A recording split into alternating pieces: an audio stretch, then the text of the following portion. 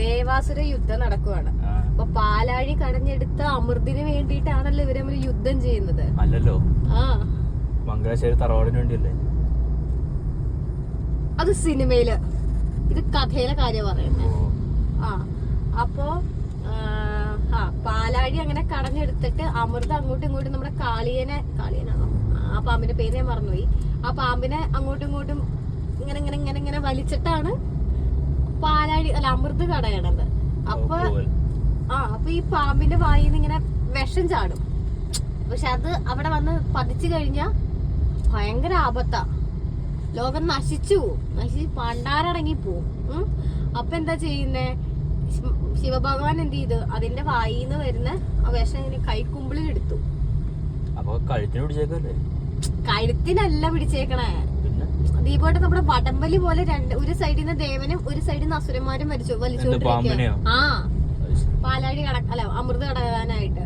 അപ്പൊ അതിന്റെ വായിന്ന് വരണ വിഷമില്ലേ, ആ വിഷം ശിവഭഗവാൻ അങ്ങ് വിഴുങ്ങി മറ്റേ ലോകം രക്ഷിക്കാനായിട്ട്. അത് താഴെ വീണാൽ ലോകം നശിച്ചു. അപ്പൊ നശിക്കാതിരിക്കാനായിട്ട് എന്ത് ചെയ്തു?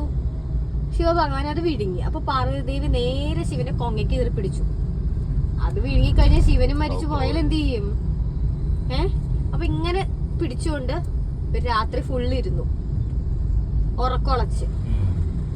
സ്വന്തം ഭർത്താവിനെ രക്ഷിക്കാനായിട്ട് ഉറക്കൊളച്ച് കൊങ്ങയ്ക്ക് പിടിച്ചിരുന്നു, അത് താഴോട്ട് പോവാതിരിക്കാനായിട്ട്.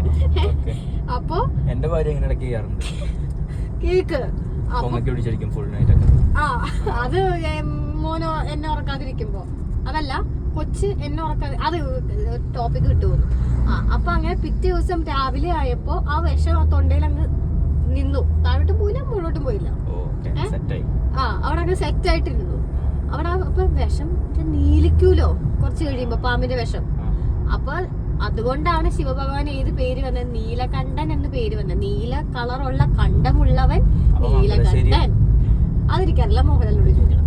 അപ്പൊ നീലകണ്ഠൻ എന്ന പേരെങ്ങനെയാ വന്നത്? അപ്പൊ ആ ഒരു രാത്രി മൊത്തം ഭർത്താവിന്റെ സംരക്ഷിച്ചുകൊണ്ട് ഉറക്കൊളിച്ച് പാർവതീദേവി ഇരുന്നില്ലേ, അതിനെയാണ് ശിവരാത്രി എന്ന് പറയുന്നത്.